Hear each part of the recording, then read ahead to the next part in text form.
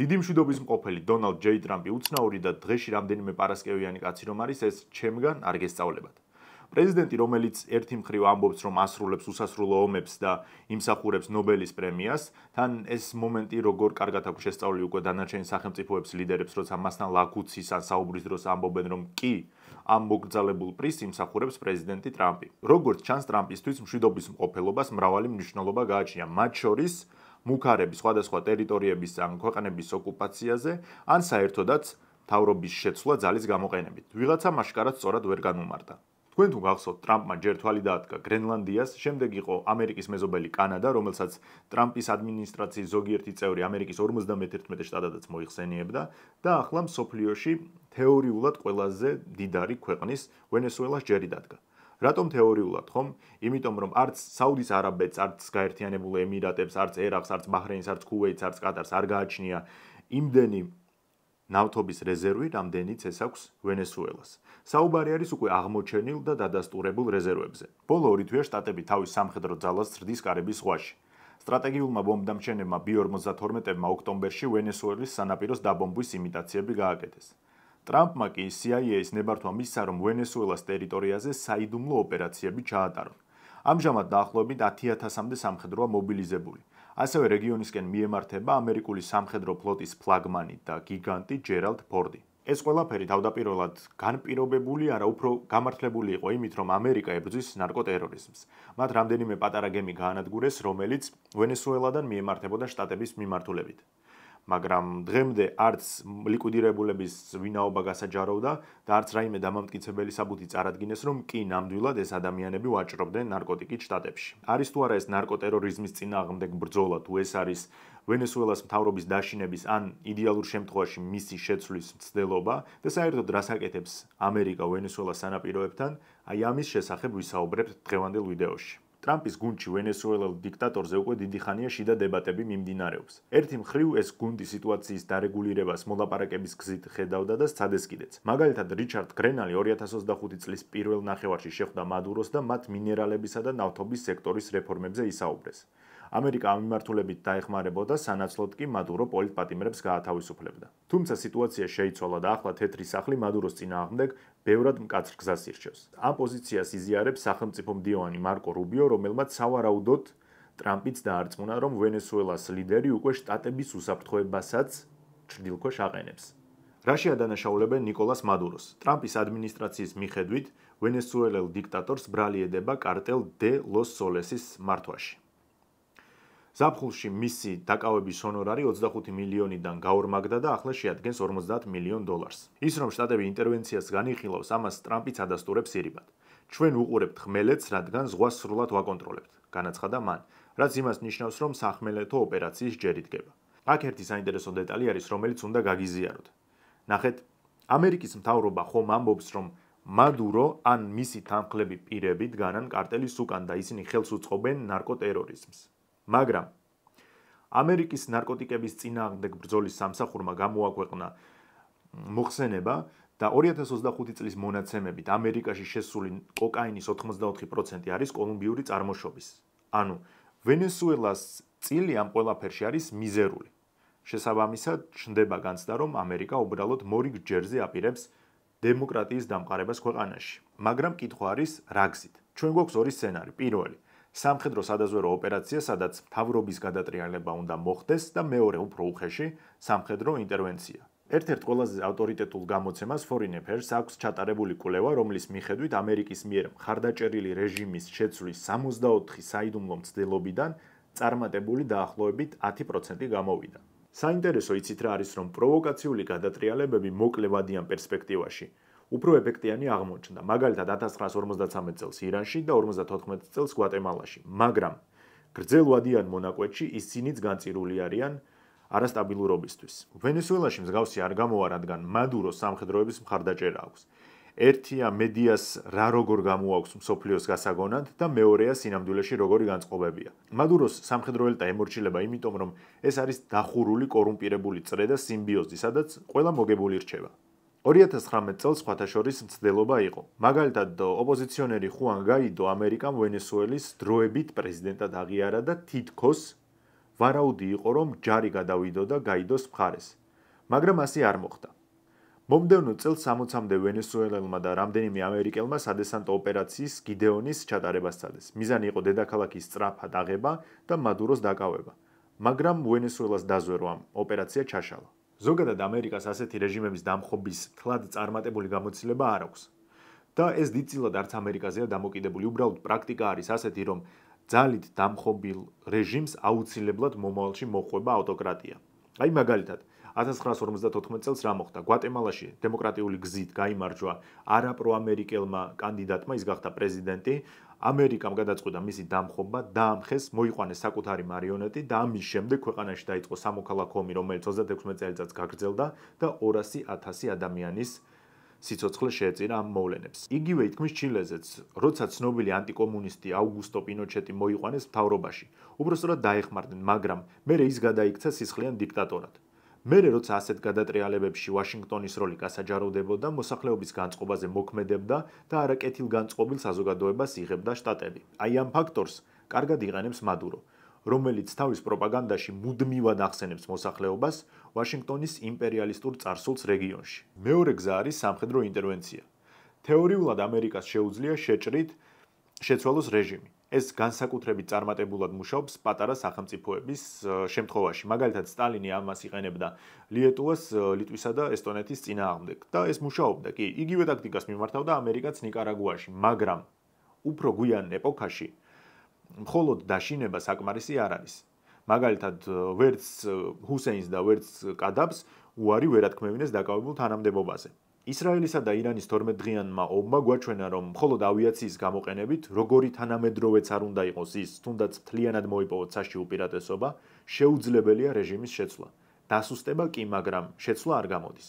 რაც შეეხება სრულმასშტაბიან სამხედრო ოპერაციას. ამას ახლა უწოდებენ ასე პოლიტიკოსები, თორე სინამდვილეში ეს არის სრულმასშტაბიანი ომი, რასაც დღეს აკეთებს პუტინი უკრაინაში.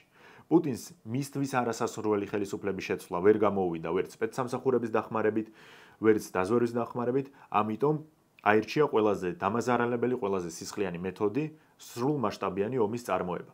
ჰქონია თუ არა ამერიკას ოკუპაციით რეჟიმის შეცვლის მაგალითები? კი, ჰქონდა. 1984 წელს გრენადაზე მარქსისტული რეჟიმი შეცვალეს, ასევე შეიჭრნენ პანამაში 1989 წელს დააკავეს მაშინდელი დიქტატორი მანუელ ნორიეგა და ამერიკაში გადაიყვანეს. მაგრამ გრენადა არის მინიატურული სახელმწიფო.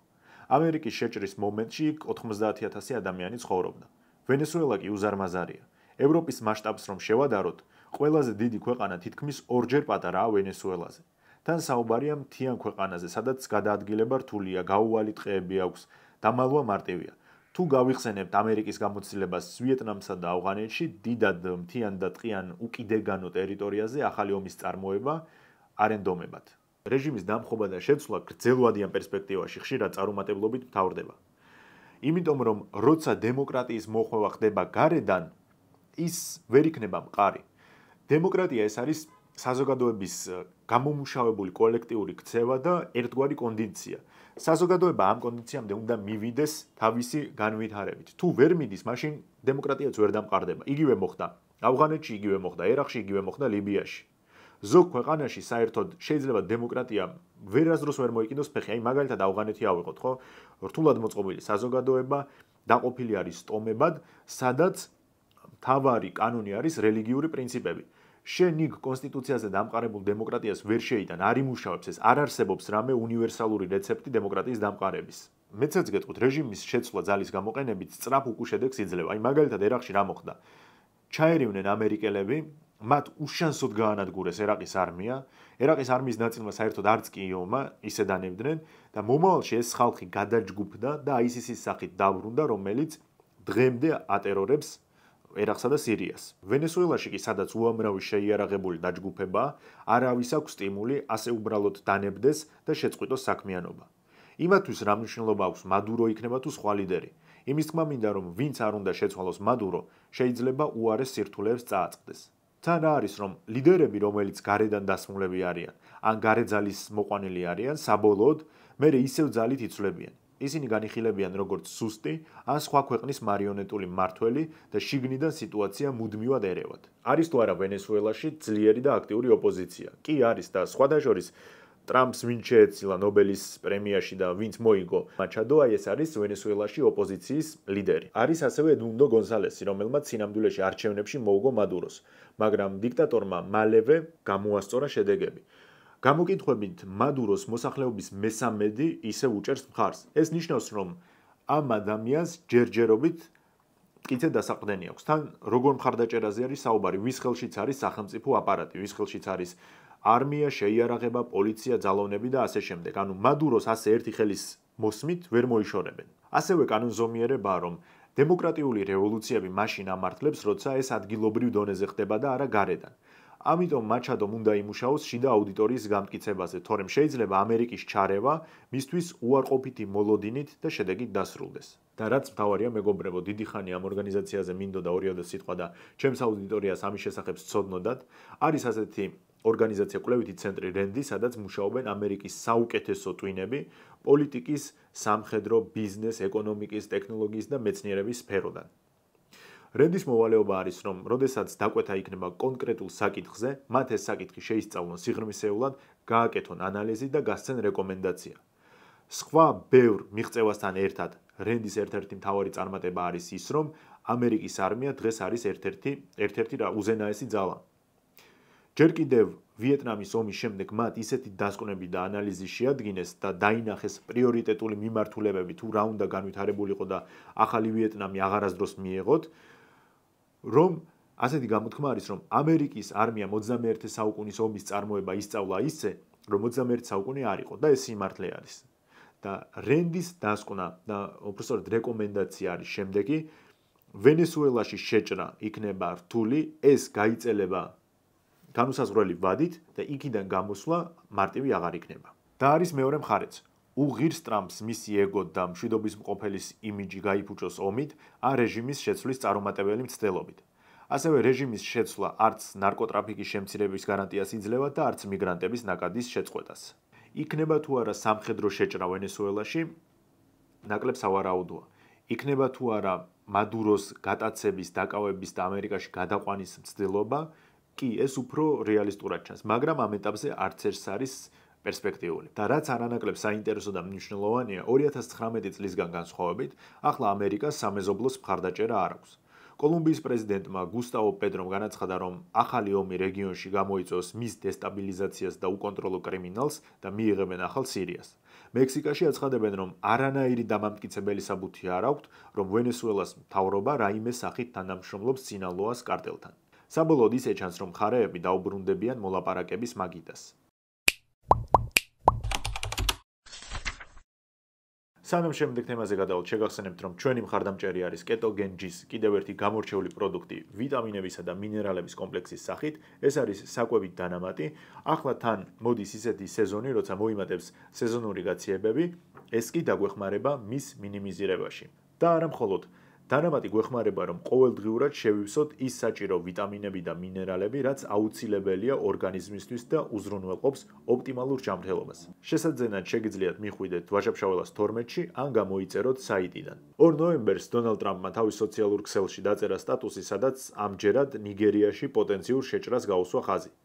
მიზეზად კი სახელდება ქრისტიანების ხოცვა ტერორისტების მიერ.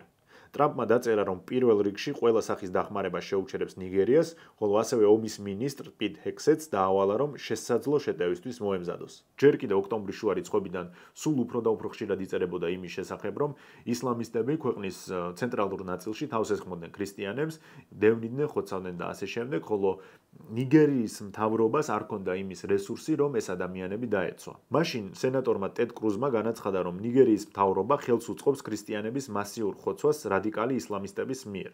სენატორმა ასევე შეიტანა კანონ პროექტი, რომელიც ნიგერიის მთავრობის წევრების დასანქცირებას ეხებოდა. კითხვა არის, კლავენ თუ არა ქრისტიანებს ნიგერიაში. ნახეთ, სხვადასხვა სტატისტიკები რომ ავიღოთ, მეტნაკლებად მოკლული ადამიანების რელიგია თანაბარია. კი არის ისეთი მაჩვენებლები, სადაც ქრისტიანები ჭარბობენ, მაგრამ მთლიანობაში უფრო ხშირად გვხვდება ისეთი რიცხვები, სადაც თანაბრად არის მოკლულების რაოდენობა რელიგიის მიხედვით. რა არის იცით, რომ ამ ბოლო დროს პოპულარული არის თითქოს ისეთი სიახლის შეფუთვა და გავრცელება, სადაც ხაზი გაესმევა ქრისტიანების ხოცვას. ამით კონკრეტული პოლიტიკური ჯგუფები იღებენ ბენეფიტებს. ასე იყო ზუსტად საქართველოში, ხომ გახსოვთ? სირიაში 4-5 თვის წინ რომ გავრცელდა ის თითქოს იქ კონკრეტულად ქრისტიანების მიერ ხდებოდა რეპრესიული მეთოდების გამოყენება. ამაზე ეპიზოდიც ჰქონდა გაკეთებული და თქვით რომ ეს ასე სინამდვილეში არ არის. ახლა როგორ გაჩვენდნენ, თითქოს არც არაფერი მოხდა, იმიტომ რომ ეს რეალობას არ შეესაბამებოდა. ისევე როგორც მთლიანი აფრიკა, ნიგერიაც კატასტროფულად არის განაწილებული. ჩრდილოეთში ცხოვრობენ მუსლიმები, სამხრეთში ძირითადად ქრისტიანები. ჩრდილო-აღმოსავლეთში ბობოქრობს ბოკო ჰარამი, რომელიც ნიგერიაში ისლამური სახელმწიფოს ფილიალია და ცალკე პროვინციად პოზიციონირდება. როგორც ხდება ხოლმე უკიდურესი სიღარიბისა და გაუნათლებლობის ნიადაგზე აღმოცენებული ორგანიზაცია და ასეთ საზოგადოებაში ხშირად ბოკო ჰარამისა და ისლამური სახელმწიფოს მსგავსი ორგანიზაციები პრაქტიკულად ერთადერთი სოციალური ლიფტია. ქვეყნის ცენტრში საერთოდ სხვა მიმდინარე კონფლიქტია. აქ მიწათმფლობელები და მწყემსები არიან დაპირისპირებულები. ისინი საუკუნეები ერთად გვერდიგვერდ თანაცხოვრობდნენ, მაგრამ არანორმალური გამრავლების ტემპისა და შემდეგ მიწების სიმწირის გამო, თან ამას დაემატა კლიმატის ცვლილება და წყლის შემცირება, ამ ორ საზოგადოებას შორის ტრადიციული გარიგება გაუქმდა და ისინი ერთმანეთს დაუპირისპირდნენ. ვინც ეს კონფლიქტი არ იცის, მათ დაპირისპირებას ხშირად უწოდებენ რელიგიურს, რადგან მწყემსები არიან მუსლიმები, მიწათმფლობელები კი ქრისტიანები. სინამდვილეში უბრალოდ რესურსების გამო და უფრო ზოგადად რომ ვთქვათ, ელემენტარული გადარჩენის გამო იბრძვიან ერთმანეთში. ორივე მხარეს უზარმაზარი ოჯახები ხავთ. ორივე მხარისთვის ნაყოფიერი მიწის 1 მილიმეტრიც კი სასიცოცხლო მნიშვნელობისაა. ამიტომ მზად არიან უკომპრომისო ბრძოლა ჰქონდეთ. როდესაც ჩვენ ვსაუბრობთ ბრძოლაზე გადარჩენისთვის აფრიკაში, ეს ნიშნავს დაუნდობელ, სისხლიან, ცხოველურ ჟლეტას და ამაში ორივე მხარე იღებს მონაწილეობას. არ არსებობს ისეთი მონაცემები, სადაც ჩანს, რომ ერთი რელიგიური დაჯგუფება კლავს მეორე რელიგიურ დაჯგუფებას რელიგიურ ნიადაგზე. არა, ეს არის აბსოლუტურად ორმხრივი კონფლიქტი და თქვენ თუ ნახეთ კადრები, სადაც ერთი რომელიმე რელიგიური კუთვნილების ხალხი კვდებოდა, იცოდეთ, რომ არის ანალოგიური კადრები, სადაც პირობითად ვამბობ, ქრისტიანები ხოცავდნენ მუსლიმებს. უბრალოდ ეს არის მათი შიდა ამბავი და საზოგადოებისთვის მოწოდებული არის როგორც კონფლიქტი რელიგიურ ნიადაგზე, რაც ასე არ არის. ეს არის კონფლიქტი ყოფით მიწებზე, საძოვრებზე, წყალზე და ასე შემდეგ. აი ამ გარემოებებზე არსებული კონფლიქტი. ქვეყნის ჩრდილო-დასავლეთ მხარეში კი კრიმინალური ფორმირებები არიან, რომლებსაც არ გააჩნიათ განსაკუთრებული იდეები და არც იდეოლოგიები, ისინი ტიპური კრიმინალები არიან, ფულზე იტაცებენ ადამიანებს, აწიოკებენ სოფლებს, ძარცვავენ ხალხს და წვავენ სახლებს. თვითონ ნიგერიის არმია რეგიონში ყველაზე დიდია. 220,000-ზე მეტ სამხედროს მოიცავს, მაგრამ სრულად დამოკიდებულია შტატებზე, როგორც შეიარაღების, ასევე გადამზადებისა და დაზვერვის კუთხით. ამიტომ ქვეყნებს შორის დაპირისპირება ნიგერიის არმიის კოლაპს გამოიწვევს, რადგან ის მარაგდება შტატებისგან. მე პირადად ვფიქრობ, რომ თითქმის გამორიცხული არის ჩვენ ვიხილოთ ამერიკის შეჭრა ნიგერიაში, ეს უბრალოდ კარგი პიარ ნაბიჯი არის ტრამპისთვის და მისი გუნდისთვის. განსხვავებით ნიგერიისა, სუდანში დატრიალებულ ჯოჯოხეთზე შეგვიძლია ვთქვათ, რომ ეს არის ეთნიკურ ნიადაგზე მიმდინარე კონფლიქტი. მთელი კვირა ჩვენ ვხედავთ უსასტიკეს კადრებს, რომელიც აფრიკის კონტინენტის ცენტრალური ნაწილისთვის არის დამახასიათებელი, ანუ ჯგუფ-ჯგუფად დახოცილი ადამიანები, ცხედრების გორები და ასე შემდეგ. ყოველგვარი შილამაზების გარეშე შეგვიძლია ვთქვათ, რომ სუდანი სამყაროში ერთ-ერთი ყველაზე უარესი ადგილი არის, სადაც ჯერ კიდევ ტომობრივად არის მოწყობილი საზოგადოება და ისინი ერთმანეთის ხოცვას არ ერიდებიან. ამ კონფლიქტის სრული არსი ახსნილი გვაქვს უკვე ერთ-ერთ ვიდეოში. ამიტომ ახლა უბრალოდ მარტივ ენაზე ვეცდები მოვყვე ვინ და რატომ იბრძვის და რატომ იხოცება ათასობით ადამიანი. სიტუაცია არის ასეთი, რომ ქვეყანას ვერ იყოფს ორი ბობოლო. პრეზიდენტი აბდელ ფატაჰ ალ-ბურჰანი და ამბოხებულების სწრაფი რეაგირების ძალების ხელმძღვანელი მუჰამედ ჰამდან დაგლო. ისეთი სახელი აქვს თითქოს ოფიციალური სტრუქტურაა. დღეს ნახევარ სუდანს პრეზიდენტი და სამხედრო ძალები აკონტროლებენ, ნახევარს კი დაგლოს ხალხი. ირონია ის არის, რომ თავდაპირველად დაგლო და ალ-ბურჰანი ერთ მხარეს იყვნენ. ისინი ფაქტობრივად ქვეყანას ერთად მართავდნენ. არსებობდა ასეთი საბჭო, სადაც ორივე შედიოდა, მაგრამ რაღაც მომენტში პრეზიდენტმა მოსთხოვა, რომ ეს მისი სწრაფი რეაგირების ძალები დაშლილიყო და არსებული სამხედროები გადასულიყვნენ სახელმწიფოს თავდაცვის სამინისტროს შემადგენლობაში, რაზეც რა თქმა უნდა უარი მიიღო. ამ განხეთქილების შემდეგ სუდანში საბედისწერო ომი მიმდინარეობს. მოგეხსენებათ, როცა ქვეყანა ასეთი მოშლილია, სასწრაფოდ ჩნდება გარე დახმარებაც. სუდანის მთავრობას ეხმარება ეგვიპტე, ირანი და თურქეთი, ხოლო ამბოხებულებს ეხმარება გაერთიანებული არაბთა ემირატები და რუსეთი ვაგნერის სახით. თუმცა რუსეთმა როცა შეატყო, რომ შესაძლოა დაგლოს ძალებმა ვერ მიაღწიონ მოსალოდნელ წარმატებას, მისთვის დამახასიათებელი პრინციპულობა გამოავლინა და გადავიდა სახელმწიფოს მხარეს. აი ასე გუშინ ეხმარებოდა ამბოხებულებს, მერე თქვა, რომ არა, მოდი ახლა დავეხმარები მთავრობას. სუდანის სახელმწიფო მთავრობამ, ასე რომ ვთქვათ, რუსებს პირობა მისცეს, რომ ააშენებინებენ პორტს სუდანში, სანაცვლოდ კი რუსეთი დაეხმარება სამხედრო შეიარაღებაში. თუმცა დრო მაჩვენა, რომ დაგლო აღმოჩნდა ამ ომში ფავორიტი, ხოლო სუდანის არმია ამ ეტაპზე უკან იხევს. სწრაფი რეაგირების ძალები გარე პარტნიორების მეშვეობით უახლეს შეიარაღებას იღებს და ეს ფრონტზე აისაღება. მათ აიღეს ქალაქი, რომელიც წელიწად ნახევარი ალყაში ჰყავდათ, ელ-ფაშირი. როგორც კი ამბოხებულები შევიდნენ ქალაქში, მათ დაიწყეს ძალადობა მოსახლეობაზე, მათი დახოცვა, წამება და ასე შემდეგ. 60,000-მდე მოქალაქემ დატოვა ელ-ფაშირი. ზუსტად აგვაწყდებით წმენდას ეთნიკურ ნიადაგზე. ამდენი გავრცელებული კადრის შემდეგ დაგლომ როგორც იქნა აღიარა, რომ მისმა სამხედროებმა დაარღვიეს კანონები, უფლებები იზალადეს მოსახლეობაზე და დადო პირობა, რომ აუცილებლად ჩაატარებს გამოძიებას, გამოავლენს დამნაშავეებს და მათ შესაბამისად დასჯის. ეს რაღაც ახალი და საკმაოდ მიღებული პრაქტიკაა. ალ-შარა ზუსტად ასე აკეთებს. სირიაში ვიღაცას თავს მოაჭრიან, სადღაც ძელზე გააკრავენ, აწამებენ, გამოდის მერე ამბობს, რომ კი მოხდა ასეთი ფაქტი, მიმდინარეობს გამოძიება და აუცილებლად დავსჯით მას, დამნაშავეებს, მაგრამ ხდება თუ არა ასე სინამდვილეში, თქვენ განსაზღვრეთ. ამდენი დევნილების გამო ყველა ბანაკი გადავსებულია. არ არის საკმარისი მედიკამენტები, ვერ ხდება პაციენტების მკურნალობა, ვერ ხდება მათი გამოყვება, ჯერ ისედაც არსებულ რაოდენობას ვერ უმკლავდებოდნენ საერთაშორისო ორგანიზაციები, ახლა კი 100,000-ობით დევნილი ემატებათ. სუდანის კონფლიქტი რჩება სამყაროსთვის შეუმჩნეველი, ამიტომ დაგლოც და ალ-ბუჰრანიც არ ერიდებიან უსასტიკესი დანაშაულების ჩადენას. ასეთი გამოვიდა მიმდინარე სიახლეების მიმოხილვა. გამოიწერეთ არხი, შეგიძლიათ ასევე გახდეთ ფასიანი გამომწერი პატრეონზე, მე კი დროებით დაგემშვიდობებით.